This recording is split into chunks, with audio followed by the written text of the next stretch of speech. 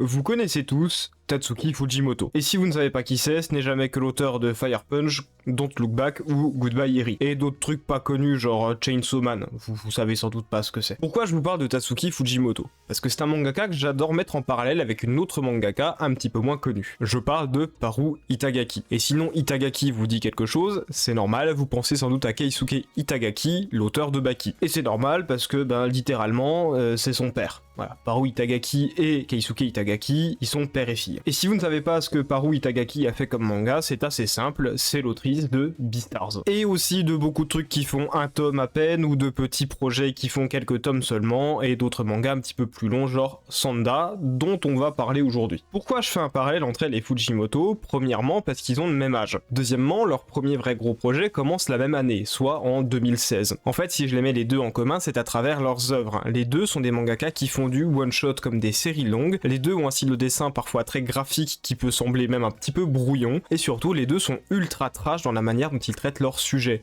qui d'ailleurs sont propres à leur génération et changent pas mal de ce qu'on a l'habitude dans les shonen, en tout cas en ce moment. Le parallèle, je vais même le pousser un petit peu plus loin, parce que Fujimoto et Itagaki, c'est deux mangas que je trouve extrêmement bons, mais ces deux mangas qui à mes yeux ont un défaut majeur et un gros souci, c'est que si leurs intrigues courtes et leurs one-shot sont exceptionnels et parmi les meilleurs que j'ai pu lire, ils partagent ces qualités, mais ils partagent aussi un certain défaut, c'est-à-dire que quand il s'agit de faire des œuvres longues, c'est plus dur. Quand il s'agit d'une œuvre longue, quand il s'agit de faire une histoire au global, quand il s'agit de donner corps à la narration, ils ont une fâcheuse tendance à s'enliser pas mal. Et si c'est pas ça, ils partent tout simplement dans tous les sens. Récemment, j'ai lu Sanda, le deuxième manga à proprement parler long que Itagaki a fait. Le principe de l'histoire est assez simple. On est en 2080 au Japon, et le pays c'est effondré démographiquement parlant. On ne compte plus que 50 000 naissances par an, et pour faire un comparatif avec la situation actuelle, le record le plus bas il a été atteint en 2025 et c'était quand même 700 000. Forcément, la société a été un petit peu forcée de s'adapter à ce changement démographique drastique. On est donc sur un monde dystopique où les gens font tout pour se rajeunir, où la jeunesse est symbole de rareté et surtout ultra précieuse. Mais aussi un monde où tout est ultra paternaliste et surveillé. On choisit vos mariages à l'avance, vous avez une diète forcée et c'est à un point où, comment dire, on vous injecte des trucs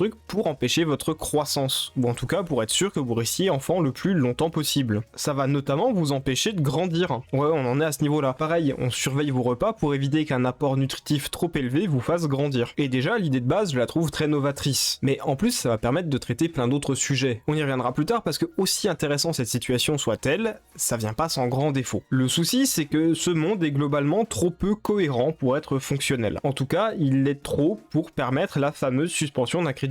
En fait, cette idée de scénario et surtout le fonctionnement du truc, c'est trop incohérent et il y a trop de trous pour qu'on puisse entrer pleinement dans le récit. Moi en tout cas, ça m'a gêné. Littéralement, tout le culte autour de l'enfance là, il fait pas sens. Pourquoi le pays ferait en sorte d'empêcher les enfants de grandir? Si la natalité elle est si désastreuse que ça, c'est l'inverse qui aurait été plus logique. Rendre les enfants adultes plus vite pour multiplier les futures naissances. De la même manière, limiter le mariage ou prédire des mariages à l'avance, je trouve ça bizarre. La logique aurait voulu qu'on ait une société qui maximise les chances de naissance, quitte à littéralement verser dans la polygamie en fait. Ça et d'autres moyens pour transmettre ses gènes. Franchement, on devrait se retrouver avec énormément de bébés éprouvettes. En bref, dès l'histoire de base, il y a certains points qui nous font nous poser des questions malgré les bonnes idées du manga. Parce que oui, là on s'est toujours pas attaqué au plus gros morceau. Vous avez les cadres, maintenant on va s'intéresser à l'histoire en elle-même. Tout commence avec la disparition d'une certaine Ono. La personne la plus proche de cette fameuse Ono s'appelle Yumura, elle est prête à absolument tout pour la retrouver. Ce faisant, elle essaie de planter son camarade de classe, un dénommé Sanda. La raison elle est plutôt simple, c'est que Fuyumura elle est persuadée que Sanda c'est le descendant de Santa Claus, et que donc le recouvrir de rouge le transformera en Santa Claus. Si vous voyez pas ce que c'est, Santa Claus c'est le Père Noël. On est donc dans un shonen où un enfant de 14 ans se transforme en Père Noël pour se taper et protéger les enfants, en tout cas pour essayer d'accomplir leurs vœux. La plupart du temps, c'est les rendre un petit peu plus libres. Les enfants ça a le droit de rêver, et surtout, une société paternaliste et surprotectrice n'a rien de bon ni pour elle, ni pour les enfants. On est quand même dans un univers où les enfants sont parqués dans d'anciens centres commerciaux géants réhabilités en espèces de camps militaires qui sont des écoles. Il y a des dortoirs, ils ont pas l'air d'être là par choix, visiblement c'est obligatoire. Ça, et juste regarder leur tenue, il y a même une phrase du manga qui dit « Si on met des bottes aux enfants, c'est parce que les bottes c'est lourd, et donc c'est le boulet qu'on met au prisonnier. Et comme d'habitude avec la mangaka, même si le scénario il est ultra bizarre et perché, ça marche très bien. Moi, voir un enfant de 14 ans qui se transforme en Père Noël musclé pour se taper contre un proviseur de 92 ans qui a des super pouvoirs de cyborg à force de faire des opérations pour se rajeunir, bah c'est tout bonnement incroyable à mes yeux. Un des gros points forts du manga, c'est les dessins. Je sais que le style de Itagaki il est particulier et qui plaît pas à tout le monde, mais la manière dont elle dessine les corps et les expressions faciales, surtout les expressions faciales, c'est je trouve très prenant et saisissant. Paradoxalement, même avec des traits qui sont très exagérés, voire même caricaturaux, on se retrouve avec des rendus très humains. Et c'est pas étonnant parce que Itagaki c'est quelqu'un qui est très porté sur le graphique, sur la chair et même sur le sang en général. On le voit déjà dans ses autres mangas, mais surtout elle a fait ses armes avec son premier manga qui est Beastars, en tout cas son premier projet long. Et Beastars, pour le rappel, ça met en scène des animaux anthropomorphes. Donc elle devait trouver un moyen de leur donner des émotions humaines et surtout nous permettre à nous, le lecteur, de les comprendre efficacement. C'est pour ça que quand on lit Sanda, on retrouve beaucoup le trait de Beastars et cet aspect très concentré sur les expressions qui très souvent avec elle passent vraiment beaucoup par les yeux. En plus de ça, Itagaki c'est quelqu'un qui n'a pas peur de tout miser sur la caricature et la folie furieuse des personnages. L'antagoniste principal du manga c'est le proviseur, et je trouve le personnage réussi de A à Z. Le chara-design juvénile est ultra figé avec seulement des mains de vieillard pour trancher, la menace que constitue son sourire figé permanent et surtout l'apparence cauchemardesque qui tape parfois. Le truc est beau et terrifiant. Les deux marchent. Et en plus, ces changements d'apparence auront toujours une explication, il y aura toujours une logique derrière, c'est censé. Mais bon, un petit peu plus tôt, je disais que le manga il emprunte de Beastars. Ça c'est pour les qualités, mais c'est aussi clairement pour les défauts. À mes yeux, la narration d'Itagaki, elle a deux gros défauts. Le premier, c'est l'introduction de nouveaux phénomènes dans ses histoires. C'est pas compliqué, très souvent, ça vient de nulle part. Mais en plus de ça, ça va pas être réutilisé. Le Black Santa, et attention spoil, voilà, je vous mets le timer, un autre truc qui est l'apparence finale de Santa, ce n'est pas réutilisé. Et ça, elle le fait avec plein d'autres trucs. Le deuxième souci qui est un petit peu inhérent à celui-ci, c'est sa gestion des personnages et du récit global. Prenons un exemple, l'introduction des autres descendants de divinités.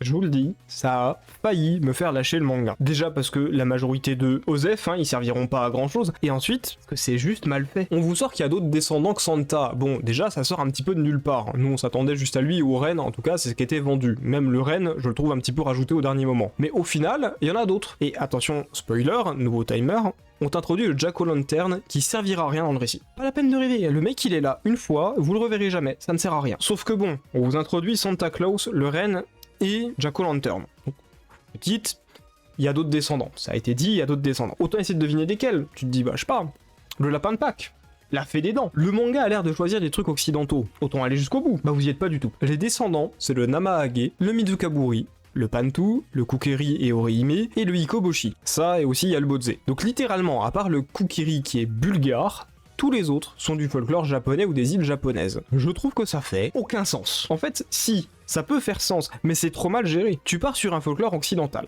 T'introduis deux persos de ce folklore, et après, il y en a plus. C'est quasiment, sauf exception, sauf un seul, du coup, ils sont tous japonais, tu sais pas pourquoi. Et en plus de ça, comme je l'ai dit, ils servent à rien, il y en a vraiment, ils auraient pas été dans le manga, ça aurait rien changé du tout. Et je vais même pas parler de l'arc narratif de l'entraînement contre les hommes de fumée, je suis désolé, ça faisait aucun sens. Il y a une logique, ça peut se faire dans l'univers, mais la narration, c'est... Tu le vois que c'est un truc qui a été rajouté au dernier moment, tu le vois que c'était une nécessité, que c'était dans le cahier des doléances de l'éditeur, et que, faut le faire, faut que je trouve un moyen. Et c'est un petit peu le feeling que laisse Sanda. C'est le même que Beastars à mes yeux d'ailleurs. On voit des personnages dans des aventures différentes, mais on a l'impression que ça a pas spécialement de cohésion ou de cohérence. On prend des personnages qu'on connaît, on les met dans des situations différentes, et on verra bien ce qui se passe. Pour faire simple, dans une histoire de base, on a une linéarité, et même si Sanda semble en avoir une, ça ressemble bien plus à un éclatement de plein de petites histoires différentes entre personnages qui sont ensuite coagulés plus ou moins de force, et on verra ce que ça donne, au petit bonheur la chance. Des fois ça marche, et des fois on se retrouve un petit peu comme moi à la moitié du manga à nous demander si on va pas laisser tomber parce que ça part un petit peu nulle part et partout à la fois. Et c'est dommage parce que toutes les petites histoires là dont j'ai parlé, si vous les prenez à part,